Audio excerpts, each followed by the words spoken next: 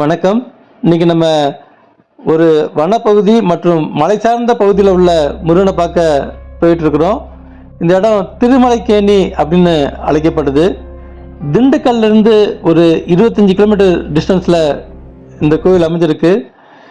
இந்த பகுதியில் ட்ராவல் பண்ணிட்டு போகிறது ரொம்ப ஒரு வித்தியாசமான அனுபவம். மலையும் மலை சார்ந்த இடமுமா ஒரு குறிஞ்சி நிலமாக இந்த பகுதி இருக்குது. இந்த குறிஞ்சி நிலத்தோட அதிபதி யாருன்னு உங்களுக்கு தெரியும், முருகன் தான். இந்த முருகன் கோவில் இரட்டை அடுக்கு முருகன் கோவில்னு அழைக்கப்படுது. இதை கீழ்பழனி அப்படின்னு கூட சொல்லுவாங்க. இதோ இப்போ நம்ம அந்த கோவிலுக்கு வந்துட்டோம். அர்ச்சனைக்கான மாலைகள் மற்றும் பழங்கள்லாம் இங்கே இருக்க கடையில் வாங்கினோம். ஒரு 150 சொன்னாங்க. பொதுவாக கோவிலில் உள்ள கடைகளில் பேரம் பேசுகிறது எங்களோட வழக்கம் இல்லை. ஒரு மாலை தேங்காய் பழம்லாம் இருந்தது. இது ஒரு நாமினல் ப்ரைஸ் தான். இது இப்போ திருமலைக்கேணி வந்துட்டோம். இந்த திருமலைக்கேணி முருகன் கோவில் பாண்டிய மன்னர்களால் கட்டப்பட்ட ஒரு கோவில். ஒரு சுற்றின்னு ஒரு வனாந்தர பகுதி. இந்த வனாந்தர பகுதிக்கு நடுவில் இந்த கோவில் அமைஞ்சிருக்கு.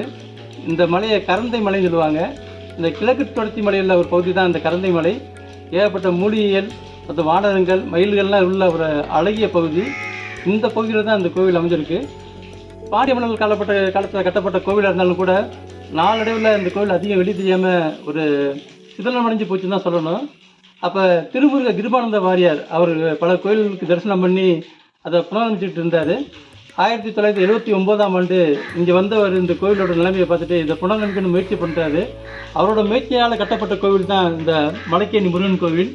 கோவிலோட புனரமைப்பு பணிகள்லாம் நடைபெற்று இருக்கிறப்ப அந்த மூலவர் சிலையெல்லாம் கொஞ்சம் அகற்ற முயற்சி பண்ணியிருக்காங்க. அந்த பழைய பாண்டிய மன்னர்கள் கட்டப்பட்ட காலத்தில் இருந்த அந்த முருகன் சிலையை அதை அவங்களால அசைக்க கூட முடியல. அப்போ அவங்க என்ன பண்ணிட்டாங்க, இந்த முருகன் சிலையை டிஸ்டர்ப் பண்ண வேணாம், அது அப்படியே இருக்கட்டும் அப்படின்னு அந்த முருகன் சிலை கீழே அப்படியே தான் இருக்குது. மேலே இந்த கோவில் எடுத்திருக்காங்க. ஸோ இது ரெட்டை அடுக்கு முருகன் கோயில்னு நம்ம சொல்கிறோம். மேலே அபிஷேகம் பண்ண அந்த அபிஷேக நீர் கீழே இருக்கிற அந்த பழைய மூலவர் சிலைக்கு போகிற மாதிரி ஒரு அமைப்பை இங்கே ஏற்படுத்தியிருக்காங்க. ஆனால் இப்போ அந்த சிலையை நம்ம பார்க்க முடியாது. மேலே நடக்கிற வழிபாடுகள் நடக்கிற அடுத்து அபிஷேகமும் கீழே இருக்க மூலவர் முருகனுக்கும் இது சேர்கிற மாதிரி அமைப்பு இப்போவும் இருக்குது. இது வள்ளி சுனை. இந்த தீர்த்தங்கள்லாம் இதுதான் ஸ்டோர் ஆகும். நான் சின்ன வயசில் நானும் என் நண்பர்கள்லாம் சைக்கிளில் திண்டுக்கல்லேருந்தே வருவோம். ஒரு 20 கிலோமீட்டர் சைக்கிள்லேயே அழுத்தி இந்த கோயிலெல்லாம் சாமி கும்பிட்டு இங்கே வெயிட் பண்ணி என்ஜாய் பண்ணிட்டு போவோம். அப்போ இந்த சுனையெல்லாம் ஓப்பனில் தான் இருந்தது. இந்த தண்ணி குடிக்கிறதுக்குன்னே அப்போல்லாம் வருவோம். அந்த தண்ணி அவ்வளோ டேஸ்ட்டாக இருக்கும். இப்போ இருக்கும்போது வாட்டர் பாட்டில் நம்ம கிடையாது. ஒரு பாத்திரம் கொண்டு வருவோம். அந்த பாத்திரத்தில் இந்த தண்ணியெல்லாம் பிடிச்சிட்டு போவோம். இந்த மலைக்கேணி தீர்த்தம்னாலே அவ்வளோ ஒரு விசேஷமாக அப்போ இருக்கும். இப்போ பாதுகாப்பு கருதி வேலிகளில் போட்டு வச்சுருக்காங்க.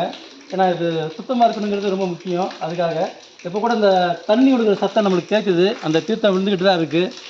இப்போ இந்த வேலிகள்லாம் போடப்பட்டனால அந்த தீர்த்தம் ரொம்ப தூய்மையாக இருக்கிறத நான் கவனிக்கிறேன். பொதுவாக முருகனை பார்க்குறதுனா மலை ஏறி தான் படி ஏறி தான் முருகனை பார்க்கணும் அப்படின்னு ஒரு எல்லா கோவிலும் அமைப்பு இருக்கும். இங்கே பார்த்தீங்கன்னா படி இறங்கி இந்த முருகனை பார்க்குற மாதிரி ஒரு அமைப்பு இருக்குது. இந்த கோவில் ஒரு மலைக்கு நடுவில் ஒரு வனாந்தரத்துக்கு நடுவில் இந்த கோவில் அமையப்பட்டிருந்தாலும் 3 வகையான பாதைகள் இந்த கோவிலுக்கு இருக்குது. அதில் ஒரு மெயினான பாதை பார்த்தீங்கன்னா இந்த படி இறங்கி வர்ற மாதிரி தான் இருக்குது. இங்கே தான் இந்த கொடிக்கம்பம் அமைச்சிருக்காங்க.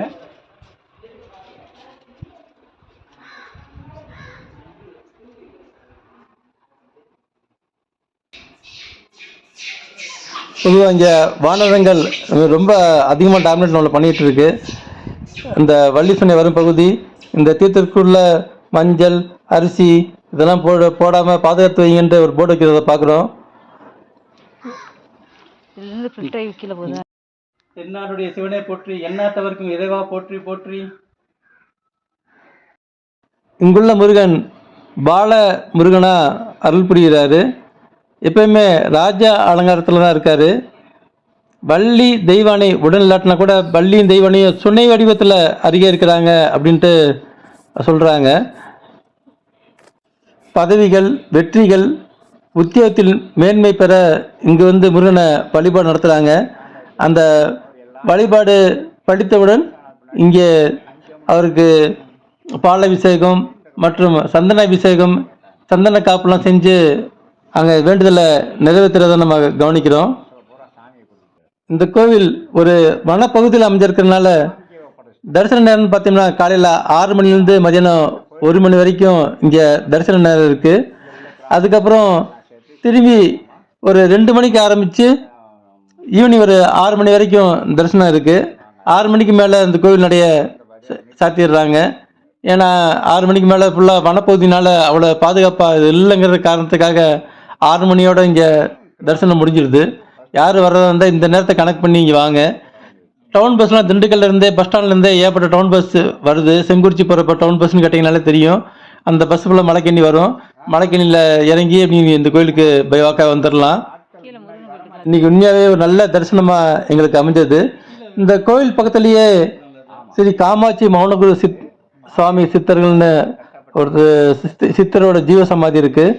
அது பக்கத்தில் குழந்தை சாமிகள்னு அவரோட சீடரோட சமாதியும் அங்கே இருக்குது.